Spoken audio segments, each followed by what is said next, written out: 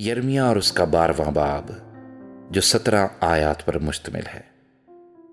اے خداوند، اگر میں تیرے ساتھ حجت کروں تو ہی صادق ٹھہرے گا، تو بھی میں تجھ سے اس امر پر بحث کرنا چاہتا ہوں کہ شریر اپنی روش میں کیوں کامیاب ہوتے ہیں، سب دغا باز کیوں آرام سے رہتے ہیں۔ تو نے ان کو لگایا اور انہوں نے جڑ پکڑ لی، وہ بڑھ گئے بلکہ برومند ہوئے۔ تو ان کے منہ سے نزدیک پر ان کے دلوں سے دور ہے، لیکن اے خداوند، تو مجھے جانتا ہے۔ تو نے مجھے دیکھا اور میرے دل کو جو تیری طرف ہے آزمایا ہے۔ تو ان کو بھیڑوں کی مانند ذبح ہونے کے لیے کھینچ کر نکال، اور قتل کے دن کے لیے ان کو مخصوص کر۔ اہل زمین کی شرارت سے زمین کب تک ماتم کرے، اور تمام ملک کی رویدگی پج مردہ ہو۔ چرندے اور پرندے غارت ہو گئے، کیونکہ انہوں نے کہا وہ ہمارا انجام نہ دیکھے گا۔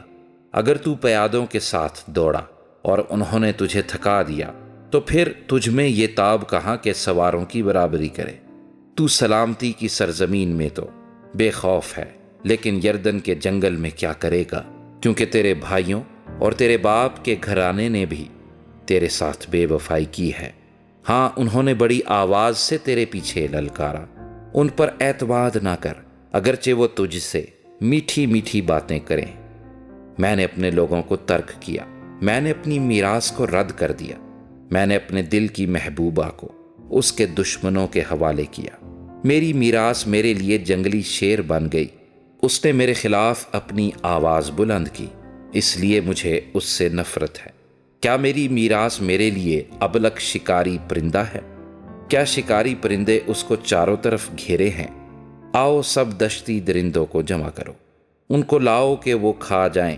بہت سے چرواہوں نے میرے پاکستان کو خراب کیا، انہوں نے میرے بکرے کو پامال کیا، میرے دل پسند بکرے کو اجاڑ کر بیابان بنا دیا۔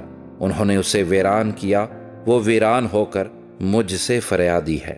ساری زمین ویران ہو گئی، تو بھی کوئی اسے خاطر میں نہیں لاتا۔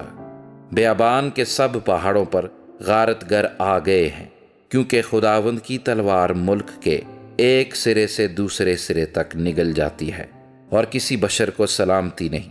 انہوں نے گیہوں بویا پر کانٹے جمع کیے، انہوں نے مشقت کھینچی پر فائدہ نہ اٹھایا۔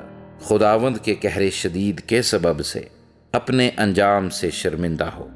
میرے سب شریر پڑوسیوں کے خلاف خداوند یوں فرماتا ہے کہ دیکھ، جنہوں نے اس میراث کو چھوا جس کا میں نے اپنی قوم اسرائیل کو وارث کیا، میں ان کو ان کی سرزمین سے اکھاڑ ڈالوں گا، اور یہودا کے گھرانے کو ان کے درمیان سے نکال پھینکوں گا۔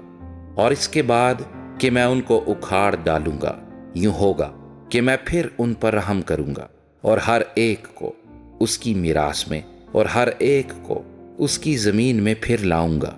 اور یوں ہوگا کہ اگر وہ دل لگا کر میرے لوگوں کے طریقے سیکھیں گے، کہ میرے نام کی قسم کھائیں کہ خداوند زندہ ہے، جیسا کہ انہوں نے میرے لوگوں کو سکھایا کہ بال کی قسم کھائیں، تو وہ میرے لوگوں میں شامل ہو کر قائم ہو جائیں گے۔